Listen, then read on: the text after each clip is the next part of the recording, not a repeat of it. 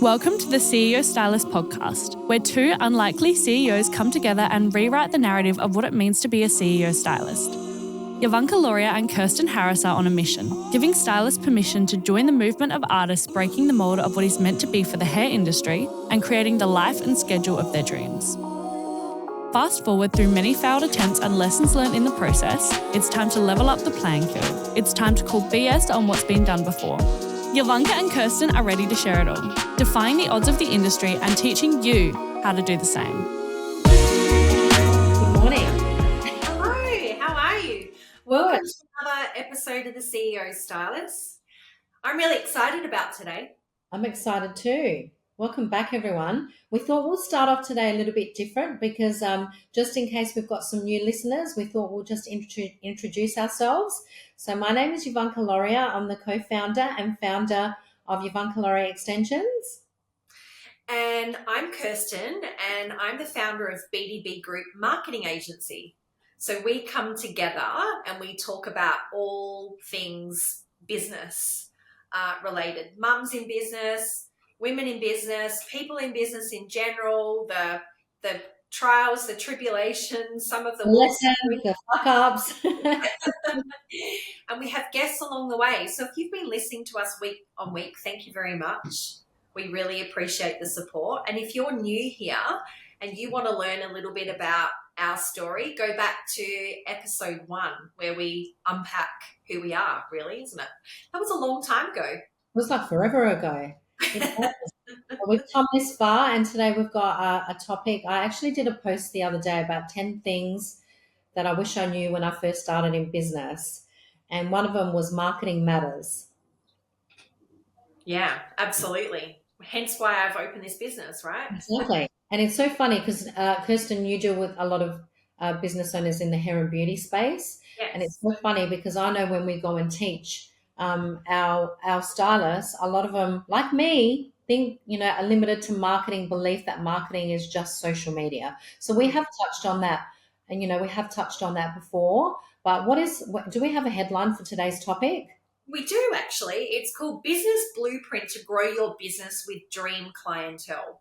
And I really think that's the epitome of what all business owners want, and certainly the ones that I work with. They all want to show up and look after the clients that they desire to look after and have a good day every day, because business is really tough, right? So, yeah.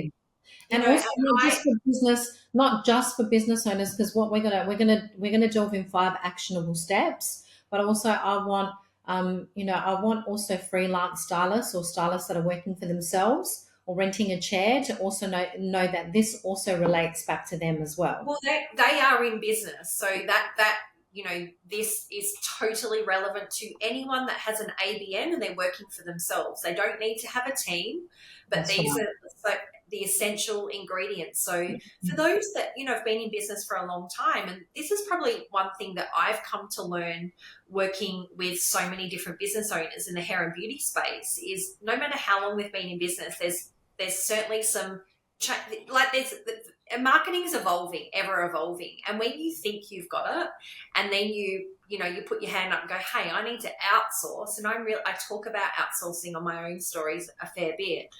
And then when they come and work with us or another marketing agency and they start, for example, focusing on a website, and then we start talking to them about all these components to having a website, they're like, oh my God, I've been in business for like 15 years. I didn't know about this. Exactly.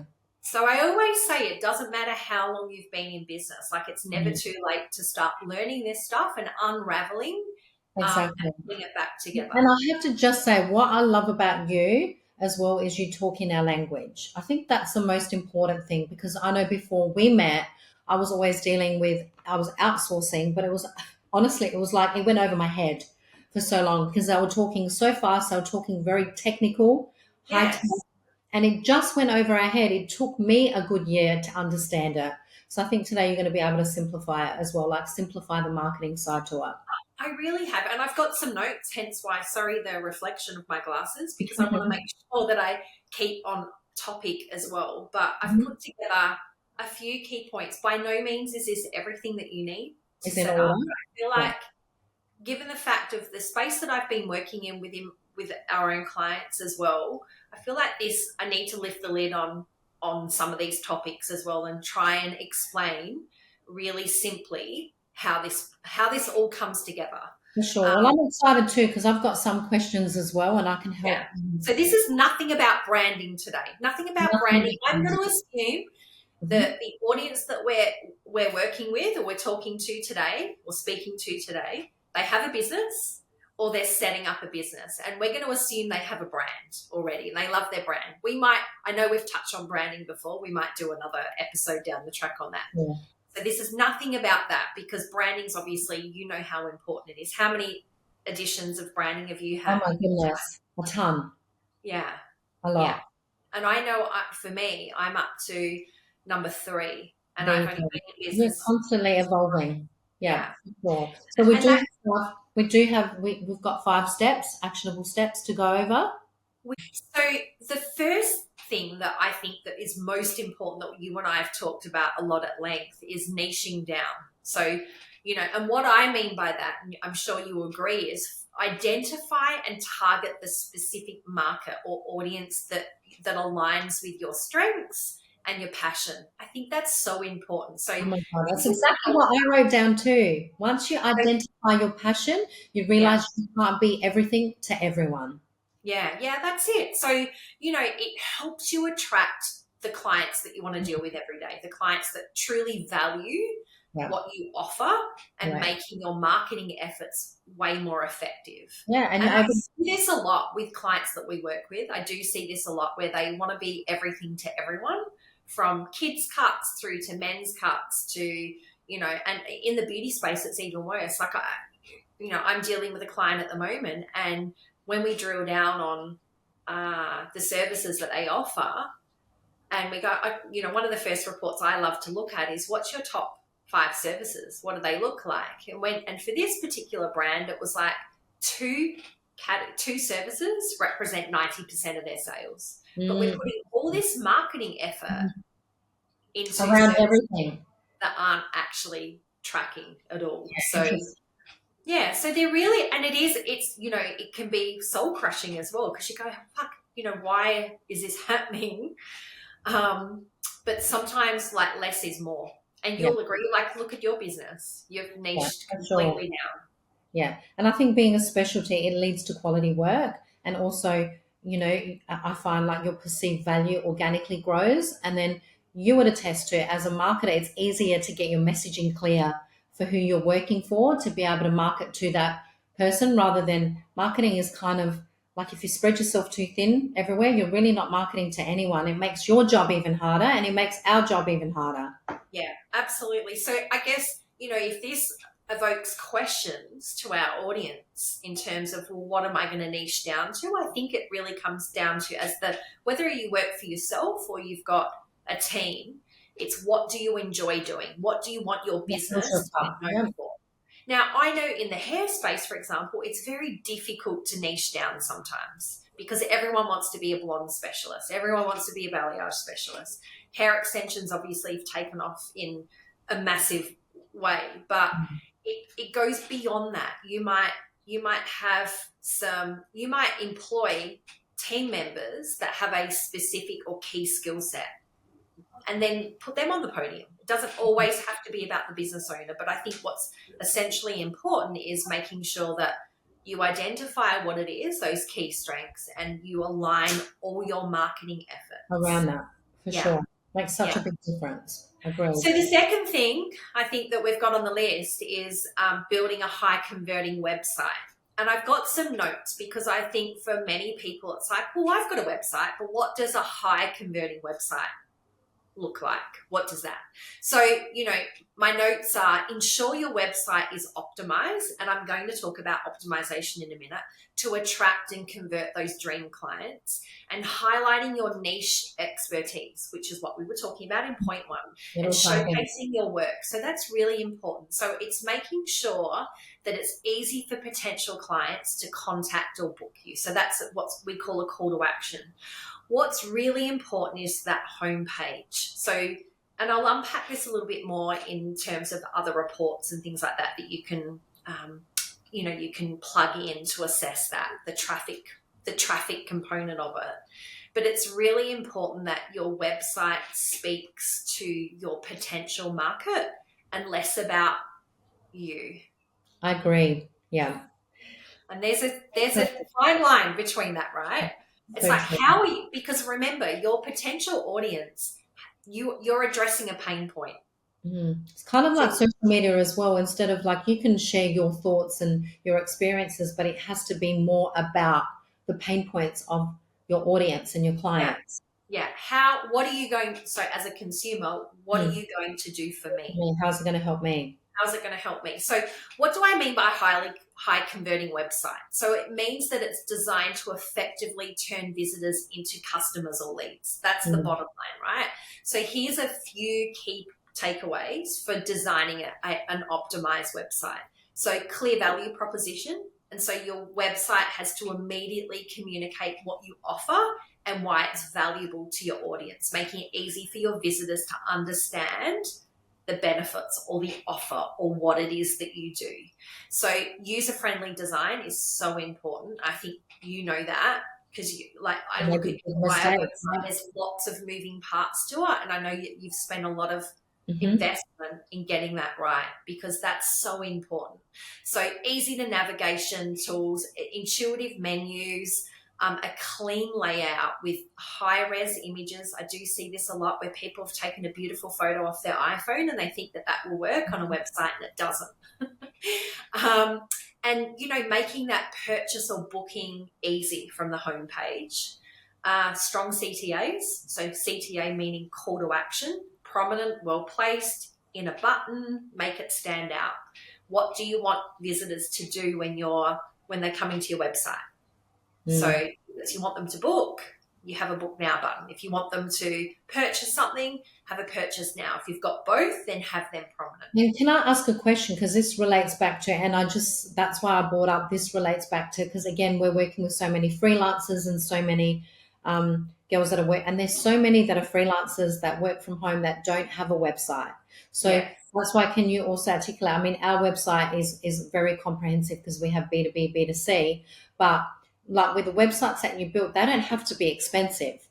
No, absolutely not. Like, gone are the days where you need to invest thousands of dollars in a website. If you work with an agency and they are quoting anything like, I'll take a typical service-based business that, has very little moving parts. You'll have an about page, you'll have a team page, you'll have your service page, gallery, you might have brands that you work with. There might be a little bit, connection to your social media, for example, call to action, like it's really simplified.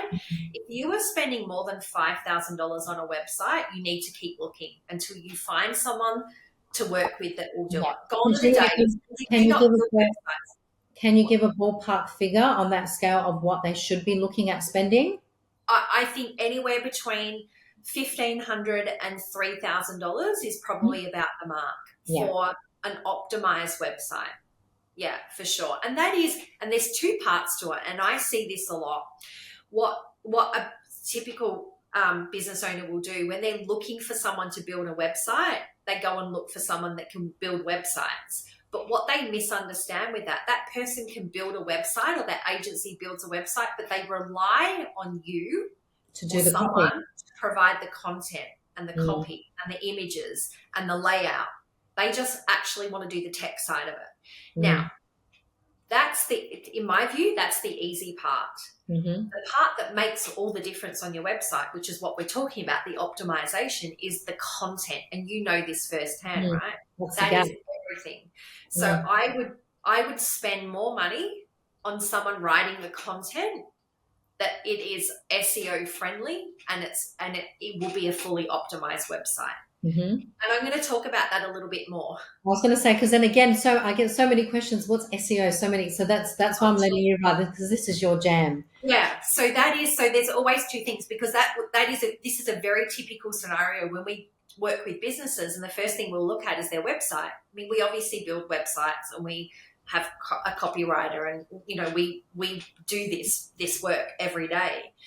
And so a very typical scenario is, I had someone build my website. Who did the copy? Oh, I did it. I just used ChatGPT. Or, I mean, that's like a more common thing. If, let's say, we've got a mature website, they might have just written the copy themselves because it looks good. But there is a science to it that makes all the difference. So I'm going to go back to like the key points of the website optimization. So mobile responsiveness is so important. I know I've touched on this before. So the site's got to look good and function well for desktop and mobile because they're two different things. So, and typically we find a lot of people are using their mobiles now. They're on the move, they're on trains, it's at night, they're sitting on the lounge or in bed or whatever, they're scrolling and they're clicking on your website. It's not all they're sitting in an office and they're going to click and it comes up on a beautiful screen. So making sure that user experience from whether it's desktop or mobile and tablet, for example, is mobile friendly. Fast loading speed.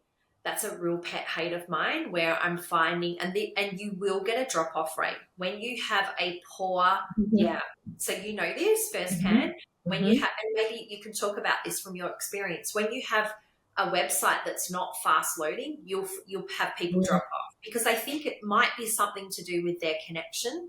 And then if they work out that it's not, they're not going to jump back on. And we see this a lot as well. Yeah, we had a massive drop-off rate just from the video because it was such high res. It was causing more problems. With that, and we were having a massive drop-off rate because of that thing. And so they were just dropping off on a particular page. On the home page. Yeah, so that's a real big issue. So, and that's really about, I mean, how did you? I'm not going to answer this. How did you fix that? Well, that's why we're swapping. We're actually, when we first started, we didn't know what the hell we were talking about. Yeah. Remember, it was like WordPress, Shopify wasn't even a thing then. We weren't even doing e-com. I mean, we've just recently decided to swap over to Shopify, and that's just in progress. Obviously, our business has evolved and changed, and we're also launching e-com as well. So it was a no-brainer to do that. But in the beginning, when we started 6 years ago, I didn't know what WordPress, and I think most businesses now, there's what's all that Squarespace, WordPress. You're just taking the advice from, whoever you go see, and every person that you go see will tell you something different. Well, back in the day, I know when I first started in the hair and beauty industry, and we're talking like, more than 14 years ago now, websites were WordPress, but they were all coded. So you had no choice but to go to someone. Yeah. So like Wix was around. It was barely around then, but Wix, as an example, was really a poor quality web host. As an example, are you finding the clients that you're working with, both in hair and beauty, are they designing it themselves? Are people attempting to design it themselves, or are they going through a bit of mix? So like GoDaddy and Crazy Domains and some of those hosting sites make it very easy because they provide some templates. So does Wix. So I probably have some in both camps where they'll completely design a website themselves using a template. And then I definitely have another camp where they have had a web designer do the tech side and they've provided the copy and the images. Yeah, sure. Yeah. And there's a massive gap in both those scenarios. Yeah, so they're paying a lot of money for a web designer, but they're not getting it. And I've got very few that have actually outsourced both together. And still, like, even one, I'll think about one client in particular that's completely outsourced copy, everything, the web design, and there's still issues with it. And it's probably opinion based as well, but we've come in and we've looked at it from a completely different perspective. So you've got to remember, with these web designers, they don't intimately know your business. They intimately know how to connect a website. They know the techie side of it. They know the techie side. So it's really hard to find that, and that's probably giving us a bit of a plug to go, that's why I'm so passionate about websites in particular and having that knowledge base of what the hair and beauty industry need, because I've been there. So I've run a business in this space, so it makes it very easy to be able to understand. Together. That's right, of course. Mm. So we're going to move on to SEO optimization as part of like optimizing a website. So and I'm sure it's a phrase that's coined a lot and people hear about it and don't really know what SEO optimization means. So let me try and explain this simply. It's when a website is optimized, it's optimized for search engines, helping to attract that organic traffic by ranking higher in search results. So this doesn't happen by osmosis. There is a site, and it comes back to what copy you write in the pages. Because what you're saying is, and this is obviously, as I've been going along, in the beginning, you think you just want it to look pretty, and you've got the images, and now we're quickly learning that the SEO is a big part of it. So if you're not having the right copy, it doesn't matter how good your website looks, it's not going to be fully functional or reach the right people. Yeah. Yeah. The right Yeah. client. And it's really, like, broadly speaking, it's really about understanding where your traffic's coming from and what your potential client or your dream client, what are they putting into Google, as an example, to get to your website without you paying a lot of money to be a sponsored business within Google search ranking. Yeah.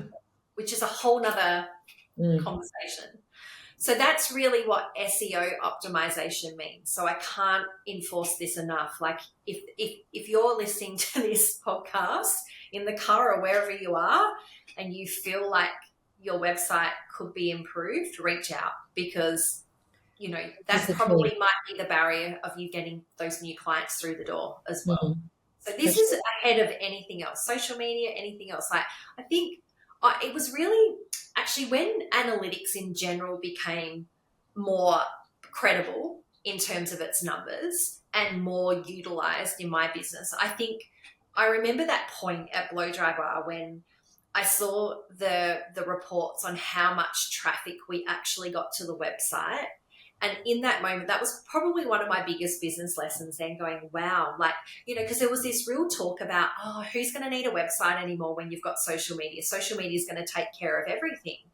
But when I thought that too in the beginning. Yeah, because it was like a few years ago, that was the talk. No one's going to need websites anymore because we've got these beautiful optimized social media accounts that we can change stuff up every day and keep our audience engaged. But the reality is, okay, like Instagram takes care of a lot. Like you get traffic onto your Instagram page and they can click and book. The whole point is now it's so oversaturated, it's getting harder and harder to even show up on just social media. It is really hard. But here is the thing about your Instagram account.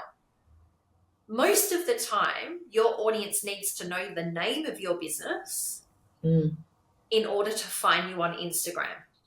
For sure. A lot of the time, if you don't even get the correct spelling, they're not going to find you. Yeah. I mean, there is SEO within that bio, as we know, like Adelaide Hair Extensions, for example. Put that in and you'll see what comes up in the bio. And I think we've spoken about this at length before. But commonly, someone's got to know the name of your business or the name of you as an individual to be able to land on Instagram. And that's probably the biggest difference, where in Google, they might search Adelaide Hair Extensions. And then let's remove the paid businesses that are ranking as a sponsored business at the top. They're paying for that space.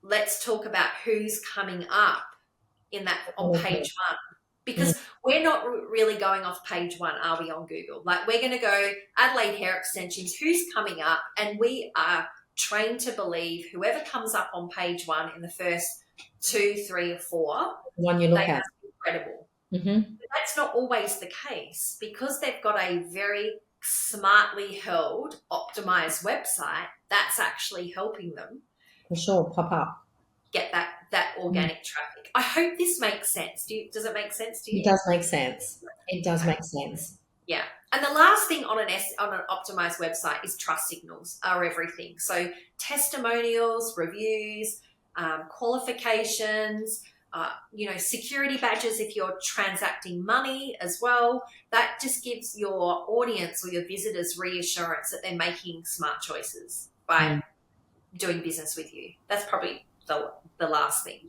So yeah, that's point number 2, right?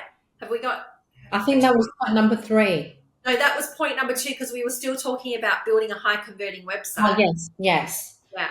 Do you want to just touch on, can I just also ask the difference between a full website and then also building out a landing page? Okay, so a full website, I think most of us know, a full website is it's your digital storefront, your shop front. So it basically tells a story about who you are or what your business is, where it's located, what your services are, how they get in contact with you. So that's the basics of it. It has everything. The landing pages were designed to produce a single message. So for example, if you wanted to shine the light on a particular service, or it could be memberships, it could be color packages, and I'm talking a lot of hair terms here, but this relates to everyone. It could be any service that you want to shine the light on. You could potentially build out a landing page that has a single message. So because the thing about websites is this, because if you've got a really good website, there's a lot of it, like your website. I'm going to use the YL website for anyone that is listening. Jump on Yvonne Caloria website and have a look. There is a lot of moving parts. You can easily become very distracted, and it's built smartly because it keeps the whole idea of your website, well, the whole idea of everyone's website should be to keep your audience engaged there. Give them lots of bits of information and areas that they can click on and start reading. So you've got a lot of information on your website for both of because you've got 2 audiences that are coming on there, right? You've got blog posts, you've got about where the hair's sourced, about the salon, about your education. There's videos. It's very interactive. So you could easily get very distracted because there's lots to do. But if you want to promote or highlight a service, you could possibly build out a landing page. So it has its own unique URL, or you can host it in MailChimp. We do it that way for lots of our clients as well. And it's single message. So it could be about hair extensions as an example. And do you think if you have someone that's just starting out and could you help them build that out first before they invest in a website? Could that, no? In my view, it serves no benefit. So what I'm trying to ask for the ones that are just starting out, because it's come up recently, like I don't have money to do a website. Do they need to have a website to build out a landing page? They don't need to have a website to build out a landing page, but they need a domain. Okay. Otherwise, they're going to be at the mercy of a MailChimp domain. So they won't own the domain. At the very least, so what I mean, for those that don't know what I'm talking about, domain, it's your business name. So www.bdbgroup, www.Yvonne extensions. So that's your domain, and that is unique with every business. So that would be the first part that you need to do when you're building out a website, is get on a hosting platform like GoDaddy, like Crazy Domains, and see if that domain name is available. Yeah. So that's the other thing. That's actually a really good point, because how many people have been like, I want this name, and they don't check if the domain name is available, and they're like, shit, it's taken.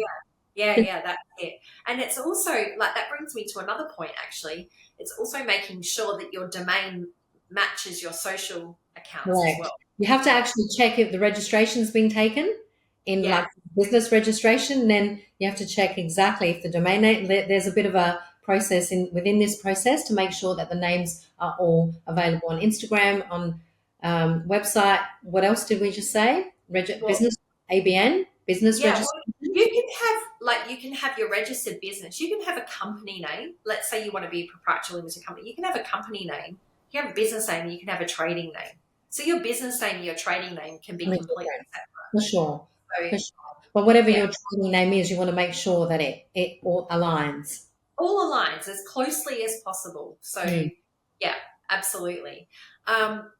Let's talk about connecting and optimizing Google tools. And I know that you have a lot of experience with this. And I'm by no means a Google specialist. There are specific agencies that are set up if you wanted to go down the path of running Google ads, as an example. So that's not what this is about, this part of what I want to talk about. It's really connecting the appropriate Google tools back to your website. Are you talking about Google My Business? I'm told there's three things actually. There's Google My Business, there's Google Analytics, and there's Google Search Console. And most of the clients that we work with might have a website that's okay, but they might have Google My Business. So Google My Business, most people know, that's where, when they're searching your business name, it comes up in Google search and it has your location, and there's a space where you've got your review section and a little bit about your business. So that, and most people know how to access that, but a lot of business owners that I talk to, they don't know about the Google Analytics and the Google Search Console. So I wanted to talk about that today, because I feel like, 100%. and I know that you invest a lot of time and energy into that part of the business. So before I unpack it and talk about the tech side, how do you talk about your experience with like Google Search Console as an example, and how it's helped your business? Well, the thing is, because it was a massive process to even understanding like the process of being like, even what you're saying with Google My Business, even updating photos and all the little things that you need to update on Google My Business, every little bit adds. Once you start going through the data and start realizing, when I first got given that information, you make data-driven decisions. I was like, no, but we build relationships. What are you talking about data? Do you know? But it really does make sense. So I think the connecting thing is with Google. Which one were you saying? Not Google Console, Google Analytics. Is that you can actually see who's driving, whether it's through a blog post or whether it's through. If you've got, for us, we've got online bookings, so you can see when people are typing in exactly where they're being driven to, and how many people are going through Google, typing in, Yvonne Caloria, and where they're going to on the website, and you can specifically see which not ads, but you can see exactly where they're landing on and how they're able to find you. So it's been. How has that helped you in your business? It's obviously given us a lot more exposure as well between, not just clients, but also stockers. It's just really helped us put us on the map. I mean, we invest a lot. We've always invested a lot with Google. We haven't done ads, and it's so funny that you bring up our website is amazing, because really behind the scenes, when we were about to invest in Google ads, the last person that looked at it was like, this doesn't align, and we spent 20,000 on our website. So hearing that as well is like peeling back the onion and going, hang on a sec, we thought we had something that was functionable, but also when you start dealing with the back end of Google experts, it's a whole nother ball game. And to be fair, I'm still wrapping my head around it. Yeah, absolutely. And that's why I say I'm definitely not a Google specialist at all. But we learn the basics, and we add the basics when we're building out websites, because it's the other part that's so it's a connector. It all just connects. And the good news is these tools are free. It's not like you have to sign up to a Google ad agency to get your Google business tools connected. They're available to everyone. So I want to talk about them very quickly, just to run through them so people can go back and check this for themselves if they've got them. So Google My Business, I touched on that before. We know that is connected to your Gmail, your Google account. So your Google My Business is the place in which stores the basic information about your location, a little bit about you, your trading hours, where a client can review you. So I think that's pretty clear on what that is. And you can also upload your photos as well. Yeah, so it's on, you can have it. The other important thing is it's got your search maps as well. That's really important. So it's really important to have an optimized Google My Business profile. It's really important. That's like step one. So that allows your audience or your potential visitors to be able to access that basic information about your business. So that's really important. So the next one is Google, assuming you have your website, is Google Analytics. So what's Google Analytics? It's a web analytics service that tracks and reports your website traffic, which is what you were talking about before. So once you install Google Analytics, it's a piece of code that you add to your website. It begins collecting that data. about how your visitors are interacting with your website. It's so important. It's really cool. Like I know when we talk to our clients about this, that's one of the first things we do. They're like, oh my God, I didn't even know this existed. Some have it, most don't. We connect it, and then we just see how it plays out for a little while, and then we can make some data-driven decisions, as you said before. So, and it, really measures the effectiveness of your website. That's really, and, then you can identify the areas of improvement you need. And then the other one is Google Search Console, which is also really cool. It's another free tool that helps you monitor, maintain, and troubleshoot your website's presence. So this is more around how does your traffic get to your website? That's how. So it's after your website's verified. So with Google Search Console, you gain access to data that is performance based. So it's search result driven. So it shows which queries, how do I explain this? How your audience, what words they're typing into Google to get to potentially your page. So this is also relates back to if you're working with someone and they're like, what are your SEO keywords? Is that what you're trying to? Correct. That's what it is. And so you can use this data, you can reverse engineer this, right? Let's assume you've got Google Search Console, and you do. I assume you use this data to write blogs. Correct. So it doesn't have to be, when we talk about key pieces or SEO optimized information on your website, whilst your homepage is essentially important, you could have a blog that has some of those keywords in there that when they're searching for a particular topic, your blog might come up. So that's really important. So they're the three things. They're really cool. They're free. Add them in. Like, just play around with it. You can't break it. Google are really great as well. Like, they've got they do have their support center as well. But and if you still are struggling, reach out. We'll help you. I think at this point, people are like, I don't have time for this. This is where you come in. And it's honestly, like, let's be real. Apart from like the small group of like nerdy hairstylists who would froth over this, but there's a majority of 90% that will be like, at least let me understand it and then you do it. Because that's what we've done. The way we use it, like I'll just recite, like in a meeting we had with a client that we've been working with for 6 months. We didn't build their website out. And my gut was telling me, listen to this. My gut was telling me there's something not right about their website. It's an amazing website, but I think it's too difficult to access key information. So instead of using gut and our eyes, we use the data.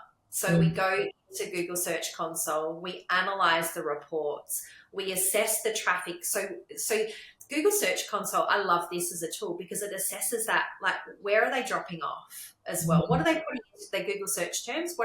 What information does your potential audience enjoy? And you can see that. What pages are they getting to and where are they dropping off as well? So and then, like you said, you know exactly where to invest more time. And I think this also, does this relate also what makes it easier when you start running ads as well? What areas to focus on? Yeah, for sure. Like, for example, I was just chatting offline to you about the ad that we're running for you right now for your roadshow. You've got a blog. You've got 2 blogs specifically about the roadshow. So the beautiful thing about ads, you can, the call to action could be Instagram, an instant form. It could be to your website, but a website is a URL. That can be any URL. It doesn't have to hit to the home page. So what we did with your ad, for example, we're running it for the roadshow because you've got that amazing blog and it has its own call to action. You just send it to them. I use that as the URL. So the call to action is click here to learn more. And they jump straight into your blog, which is hosted on your website, and they can read all about your roadshow. And then right down the bottom, there's that big call to action button. Click here. Perfect. Call that a landing page, a blog, whatever it is, but it's a single piece of information specifically about what we're takes them straight to there. Yeah. And straight there. So it removes the distraction. If you, like, talking about ads, if you just put call to action to your website, where are they going? Land anywhere. That's right. they're going to the homepage. You're going to make sure that homepage is like super interactive. For sure. And I know we said we're going to keep this one short and sweet, but it really is. So hard. It really is.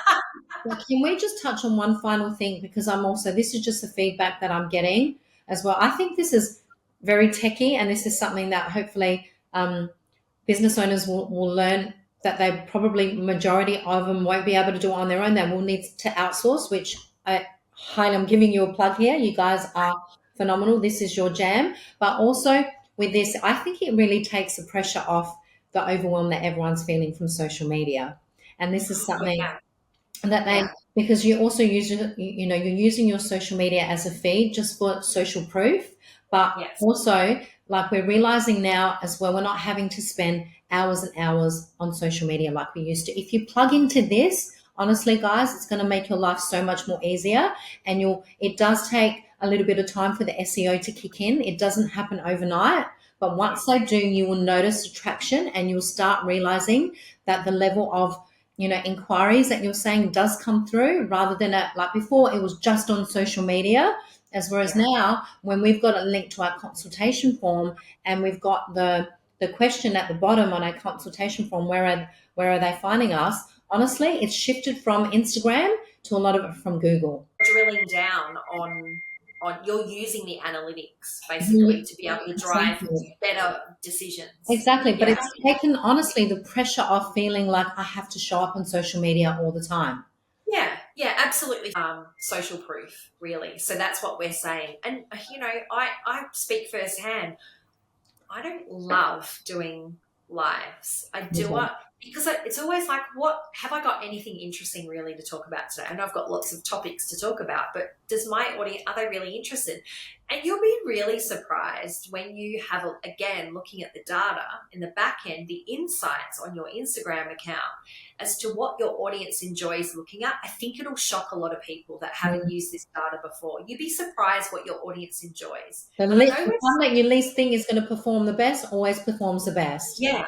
But on that, when we're talking about social media, and yes, we have recently I've employed a full-time social media manager, Keely, and she's been freaking amazing for us. She comes from an e-com background, and she's just really shined the light on some really cool things that we can do with our social media clients as well. And it's amazing. Like, I love it. I'll be honest, I reluctantly took on social media initially because it's not my jam initially. But like, Keely's amazing at it. And I'm really excited to have her on board to be able to really lead the way with social media. But, one thing I always talk to my audience about in your social accounts, like, keep your business and personal life separate. Because if you have all your friends and family engaging on your business account, whilst that's lovely, the attention's lovely, you're just going to attract more of those people. And it honestly drops your algorithm. It affects your algorithm. So keep it. And you've got to be really savage with that. Really, like, I'm like, keep your business and get rid of, remove today all those followers that aren't your audience, and keep them separate. Keep them separate. Yeah. So that's really good. You guys are amazing at social proof. Like, I know you invest heavily in your marketing department to handle that. And it is overwhelming for those that aren't, because there are some really savvy social media experts out there. I'm talking social media experts that are running their own hair or beauty businesses today.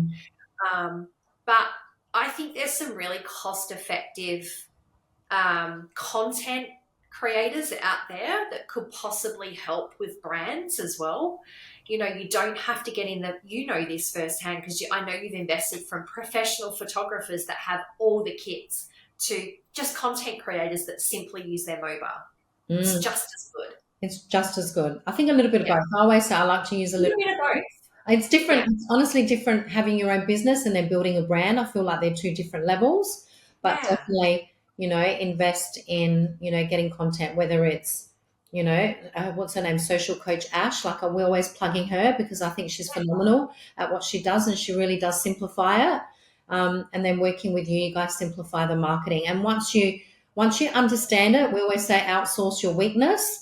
what you're not confident in. And I think that really, once you start implementing it, you really see a big change, whether you're a small, because I'm always an advocate for the smaller stylists, because I know that's where I was and I couldn't foresee what was going to be the future. But if I didn't get out of that mindset and if I didn't invest in it, it wouldn't have brought all those extra opportunities. And not saying that everyone has to build massive teams, but it's really about really resonating with that right clientele, which is what we're saying in point one, niching down so that your passion comes alive by implementing all this. And then everything is pretty much automated, and then you're able to show up and really do your best work. Absolutely. And the other thing is, like, I know we've spoken about this before, my core skill set is ads. But what I mean by that is Facebook ads. And so what I've come to realize time and time again, I keep delivering proof on that. I can run the best ads with the best results. And by results, I mean link clicks to your website, to whatever that call to action is. But if they don't like what they see on your website because it's not SEO optimized, it's not user friendly, or they don't like what they see in your scroll feed, it doesn't matter how compelling your offer is. That's right. If you don't have the visual social proof, they're not buying. Yeah.